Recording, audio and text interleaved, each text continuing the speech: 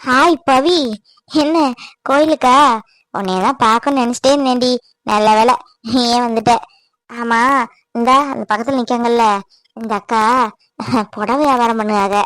உனக்கு புடவை தான் வேணும்னா சொல்லு, கடன் கூட கொடுப்பாங்க. உனக்கு கல்யாணம் வச்சிருக்கல?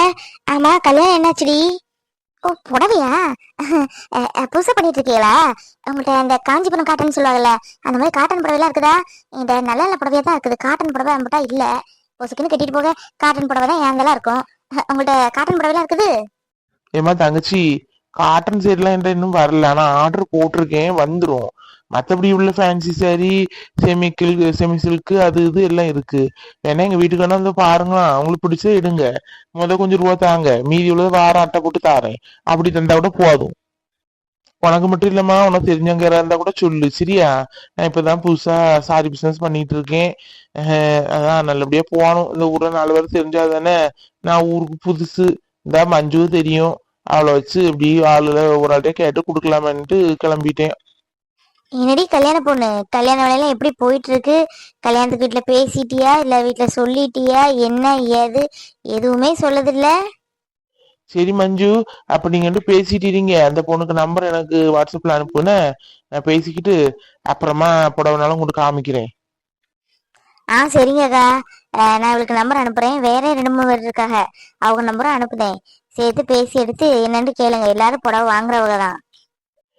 சரி மஞ்சு, இந்த உதவி என்னைக்கும் மறக்க மாட்டேன். சரிம்மா, அப்ப போயிட்டு வரேன். உனக்கு யாருக்காவது வேணா சொல்லுன்னா. கல்யாணம் ஆடி வீட்டுல அப்பாட்ட நான் பேசிட்டேன். அவரும் அவங்க வீட்டுல பேசிட்டாரு. அநேகமா ஒரு வாரம் இல்ல 10 நாளுக்குள்ள பொண்ணு பார்க்க வருவாங்கன்னு நினைக்கேன்டி. கண்டிப்பா நீயும் வரணும் என்ன? பொண்ணு பார்க்கறதுக்குலாம் வர மாட்டேன்டி. அப்புறம் பொண்ணை மாத்தி பார்த்துட்டாங்கன்னா அது வேற வீண் வம்பு. அதனால நான் கல்யாணத்துக்கு தான் வருவேன் என்ன. சும்மா விளையாட்டுக்கு தாண்டி சொன்னேன். பொண்ணு பார்க்குற ஃபங்க்ஷனுக்கு நான் வரல. கல்யாணத்துக்கு கண்டிப்பா வருவேன். இது யாருடி? உனக்கு சொந்தக்காரங்களா? புதுசா இருக்காங்க, நான் பார்த்ததே இல்லையே இந்த ஊர்ல. சொந்தக்காரங்க இல்லடி, நான் படிக்கிறேன்ல, கூட படிக்க பிள்ளைக்கு சித்தி கொஞ்சம் கஷ்டப்பட்டுட்டு இருக்காங்க. கொஞ்சம் துணிமணிலாம் எடுத்து வச்சிருக்காங்க விற்கிறதுக்கு. உனக்கு யாரையும் தெரியுமா என்னன்னு கேட்டா. சரி, நம்மளால முடிஞ்ச உதவி, தெரிஞ்சவங்களுக்கு 4 பேருக்கு சொல்லுவோம். புடவைங்கிறது எல்லாத்துக்கும் தேவைதான், கண்டிப்பா கட்டிதான் ஆகணும். அதனால நிறைய புடவை எடுக்க கேட்டாலும் ஒவ்வொருத்தவங்க ஒவ்வொரு புடவை எடுத்தா கூட அவங்களுக்கு ஒரு லாபம் கிடைக்கும்டி. பாவம், அவங்களுக்கு 2 பொண் குழந்தைகளும் இருக்கு. அவங்க வீட்டுக்காரரு ரீசன் பீரியட்ல தான் இறந்துட்டாங்கன்னு சொன்னாங்க. அதான் நம்மளால முடிஞ்ச உதவி. சரி பவி, மீதி உள்ளதை நம்ம போன்ல பேசிக்கிடுவோம் என்ன. நேரம் ஆகுது, அம்மா தேடிட்டு இருப்பாங்க. போயிட்டு வரேன். இந்த அம்மா எப்போ ஓகே சொல்லி, எப்போ பவித்ரா வீட்டுக்கு கூட்டிட்டு போய், எப்போ நம்ம கல்யாணம் பண்ண. ச்சே, நாள் இழுத்துக்கிட்டே போகுது. என்னமோ நமக்கும் கல்யாணத்துக்கு ரொம்ப தூரம் போல. நேற்று வேற அவன் அண்ணன் வந்தான்ல, அம்மாட்ட என்ன சொன்னானோ தெரியலையே. அம்மா சம்மதிச்சோ என்னமோ சொல்லிச்சோ, ஒன்னும் சொல்லாமலே போயிட்டான். அவன்கிட்ட என்ன சொன்னோம் நம்ம? ஒரு வாரத்துல அம்மாவை பேசி சமாளிக்க வச்சு சம்மதிக்க வைக்க உன் கையில தான் இருக்குன்ட்டு சொல்லிட்டு இருந்திருக்கோம். அவன் பாட்டு வந்தான், அவன் பாட்டு போனான். என்ன பேசினானோ ஒரு போனை போட்டு சொல்லலாம்ல. அவனுக்கு போனை போட்டுக்கிட்டு. கடவுளே, எப்படியாவது எங்க அம்மா சம்மதிக்கணும் பவி வீட்டுல போய் பேசுறதுக்கு. நல்ல புத்தியை நீ தான் கொடுக்கணும். இந்த பையலுக்கு பைத்தியம் கீத்தியம் பிடிச்சிருச்சா என்னன்னு தெரியல. இப்ப பாரு, கருப்பு சட்டையும் போட்டுக்கிட்டு எப்படி பைத்தியக்காரனாட்டம் தெரியுதான். எனக்கு என்ன வந்துருச்சோ தெரியல. நல்ல இடத்துல பார்த்து கட்டி வைக்கலான்ட்டு அவசரம் தான். அவசரப்பட்டா எங்க போட்டு உருப்பட. என்ன செய்ய? அவளையே போயும் போய் என் குடும்பத்துக்கு மருமகளா கொண்டுட்டு வரணும். கொஞ்சம் கூட எனக்கு விருப்பமே இல்லை. அவன் வேற சொல்லிட்டு போயிட்டான், அவன் இப்படி இருக்கான் அப்படி இருக்கான், சீக்கிரம் நல்ல முடிவா எடுங்கன்ட்டு. என்ன செய்ய? ராத்திரிலாம் ஒரே போராட்டம் மனசுக்குள்ள. எப்படி செய்யலாமா வேணாமா என்னன்ட்டு. சரி, போய் இப்ப பொண்ணை பார்த்துட்டு வருவோம், பேசுவோம். அவள்கிட்ட நகைய கூட கேட்டா தன்னால வேண்டாண்டா சாமி அப்படின்ட்டு ஓடியே போவாங்க. நம்மளா வேண்டாம் வேண்டாம்னு சொன்னா இவன் நம்ம மேலதான் கோவப்படுவான், நம்ம மேலதான் அவனுக்கு வெறுப்பும் வரும். அப்புறம் அவ்வளவுதான், அப்புறம் பாத்துக்கலாம். பாண்டி, பாண்டி. என்னம்மா, சொல்லுங்க. என்ன பாண்டி, சின்ன வயசு உங்களுக்குலாம் நல்லா சந்தோஷமா கலகலன்ட்டு இருக்க வேணாம். எப்ப பாரு முகத்தையும் தூக்கி வச்சுக்கிட்டு ஒரு மாதிரியாவே இருக்க.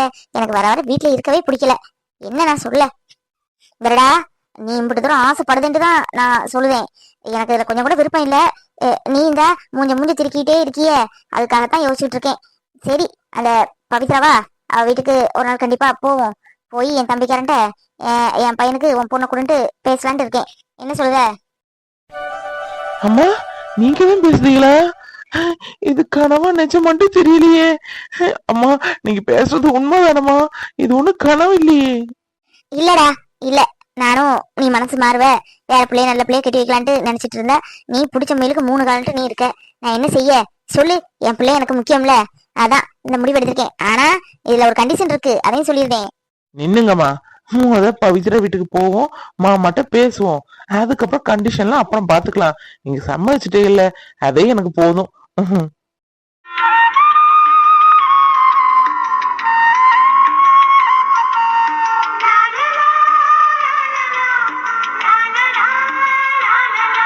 அம்மா, எனக்கு இப்பதான் ரொம்ப ரொம்ப சந்தோஷமா இருக்கு. நான் கோயில போய் சாமி கும்பிட்டுட்டு வர்றேம்மா. போடா போ. நான் என்ன முழு மாசம் சமைச்சிட்டு நினைச்சிட்டியோ? அதெல்லாம் இல்ல. வர்றேன், வந்ததுலாம் இருக்கு. அதுக்கப்புறம் என் பையனுக்கு இப்படி சொத்து இருக்கு, இந்த வேலை பார்க்க இப்படி சம்பாதிக்கான் அப்படின்ட்டு குறைஞ்சது ஒரு 100 சவரன் நகை போட்டாதான் உன் பிள்ளைய கெட்டுவேன்ட்டு பேசிட மாட்டேன். தன்னால துண்டை காணும் துணியை காணும் அப்பா அம்மாவும் ஓடிட மாட்டா. யாருக்கிட்ட? என்னைக்கு இருந்தாலும் நான் பாக்குற பொண்ணை நீ கெட்டி ஆகணும். இந்த பயலெல்லாம் என்ன செய்யன்ட்டு எனக்கு தெரியல. கோபுரத்தை உச்சியில கொண்டு வைக்கிறேன்னா இல்ல, நான் குப்பை மேட்டலாம் போய் விழுவேன்ட்டு நிக்கான். இவனை அவன் விருப்பத்துக்கே போகணும். அப்பதானே வேண்டான்னு சொன்னா அவனுக்கு புரியும். நம்ம வேண்டாம் வேண்டான்னு சொன்னா அவன் நம்மள தான் எதிரியா நினைக்கிறான். 2 நாளா மோத்த தூக்கி தூக்கி வச்சுக்கிட்டு சாப்பாடு இல்லாம தண்ணி இல்லாம இருக்குதாம்ல. இதுக்காகத்தான், இந்த ஒரே காரணத்துக்காக தான்டா சரின்ட்டு சமாளிச்சிருக்கேன். வேற எனக்கு பிடிச்சு போயோ அந்த குடும்பத்தோட ஒட்டணும்ட்டோ கொஞ்சமும் எனக்கு விருப்பம் இல்ல. என்னண்ணே, வெளிநாட்டு லைஃப் ஸ்டைல் எப்படி இருக்கு? அங்க பிடிச்சிருக்கா இல்ல இங்க பிடிச்சிருக்கா? எத்தனை நாள் லீவு? வெளிநாட்டு லைஃப் ஸ்டைல் பிடிக்காம யாருக்கு தான் இருக்கும்? அங்க ரொம்ப ரொம்ப பிடிச்சிருக்கு. இங்க அதை விட பிடிச்சிருக்கு. நம்ம ஊர் காத்து, அந்த நேச்சர் எல்லாம் நம்ம ஊர்ல தான்டா. என்னதான் வெளிநாடு வெளிநாடுன்னு சொன்னாலும் நம்ம ஊர்ல உள்ள அந்த நேச்சர், அந்த ரியாலிட்டி எங்கேயுமே வராது. அப்புறம் என்ன லீவா? லீவு 3 மாசம் லீவு இருக்குது. அதுக்கப்புறம் போகவா என்னன்னு யோசிச்சுட்டே இருக்கேன். ஏன்னா இங்க ஒரு ப்ராஜெக்ட் வருது, அந்த கம்பெனில உள்ளவங்க தான்.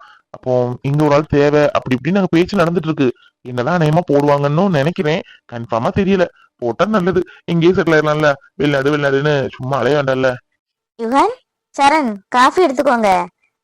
எவ்வளவு நாள் ஆச்சு என் பிள்ளை 2 பேரும் சேர்ந்து இருந்து பேசி பார்த்து. பை த வே, அம்மா, உங்களோட காஃபியை நான் ரொம்பவே மிஸ் பண்ணேம்மா.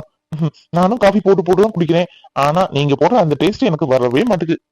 சரண், அன்னைக்கே சொன்னீங்க இன்னும் நம்ம ஊருக்கு வந்தா போறது கஷ்டம்தாமா, ஏதோ உங்க கம்பெனி ஏதோ தொடங்க போறாங்கன்னு. உண்மையாடா? ஆமாமா. அங்க இருந்து கம்பெனி ஏதோ இங்க இதாகுது. இங்க ஒரு ஆள் தேவை அப்படின்னு சொல்லிட்டு இருந்தாங்க. அநேகமா என்னதான் போட போறாங்கன்னு பேசிட்டு இருக்காங்க. பட் கன்ஃபார்மா எனக்கு தெரியல. கடவுளே, அந்த வேலையை எங்கேயே போட்டு என் பிள்ளை எங்கேயே செட்டில் ஆயிருட்டு. சும்மா வெளிநாட்டு வாழ்க்கை உள்நாட்டு வாழ்க்கைன்னு அங்கிட்டு இங்கிட்டு கிடந்து அலைஞ்சிட்டே இருக்குதான். 2 பேரும் இப்படி ஒற்றுமையா இருக்க பார்க்க எவ்வளவு அழகா இருக்கு.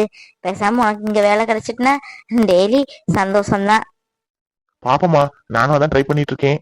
மத்தபடி நம்ம கையில என்ன இருக்கு? ஆமா, அப்பா எங்கம்மா? வந்து காணவே இல்ல. அப்பா உனக்கு பிடிச்ச குடல் எல்லாம் உனக்கு பிடிக்கல ரொம்ப. குடல் வாங்க போயிருக்காரு. அது மட்டும் இல்ல, இன்னைக்கு மட்டன் பிரியாணியா, குடலாம், ரத்த பொரியலாம், என்னெல்லாமோ சொல்லிட்டு போனாரு. எல்லாம் வாங்கிட்டு வரேன் என் பிள்ளைகளுக்கு வச்சு கொடு அப்படின்னு. இன்னும் காணல மனுஷனை. அப்பா, அம்மா கையால பிரியாணி சாப்பிடனாலே அப்பா என்ன ருசியா இருக்கும். அம்மா, அந்த ஃபிஷ் ஃப்ரை ஒண்ணு பண்ணுவீங்களே, ஸ்பெஷலா ஒரு மசாலா போட்டு அதை செஞ்சு கொடுங்கம்மா. அதுவும் ரசம் இருந்தா கூட எனக்கு போதும். பிரியாணி எல்லாம் வேணும்னே இல்ல. ஏன்னா அங்க டெய்லி பிரியாணி நான்வெஜ் சாப்பிட்டு சாப்பிட்டு போர் அடிச்சிருச்சு. சரிடா, நாளைக்கு செஞ்சு கொடுக்கேன். அப்பா இன்னைக்கு சுக்கா கிக்கா வைக்கிறதுக்கு எல்லாம் வாங்கிட்டு போற பேருக்கு. நாளைக்கு மீன் என்ன, நாளைக்கு நீ கேட்டாப்புல ஸ்பெஷல் மசாலா போட்டு மீன் ஃப்ரை பண்ணி தந்துடுறேன். நீயும் தம்பி வந்து சாப்பிட்டுட்டே இரி. அப்புறம் யுகன், காலேஜ்ல எப்படி போயிட்டு இருக்கு? கோ எஜுகேஷன் வேற சூப்பரா போகுமே. கேர்ள் ஃப்ரெண்ட்ஸ் எல்லாம் நிறைய இருப்பாங்களே, எனக்கும் கொஞ்சம் இன்ட்ரோ பண்ணி வச்சா நல்லா இருக்குமே. ஆமா, நீ காலேஜ் போகலையா? இல்லனே, இன்னும் 1 வீக் நான் லீவு. நீ வந்திருக்கல, உனக்கு கம்பெனி தர வேண்டாம். ஒரு என்னை போட்டு பாடா படுத்திடுவிய. ஓகேடா, நல்ல வேலை ஒரு வாரம் லீவ் போட்ட. எனக்கு கம்பெனி ஆச்சு, நல்ல சுத்திரம் ஊரு. ஓகே.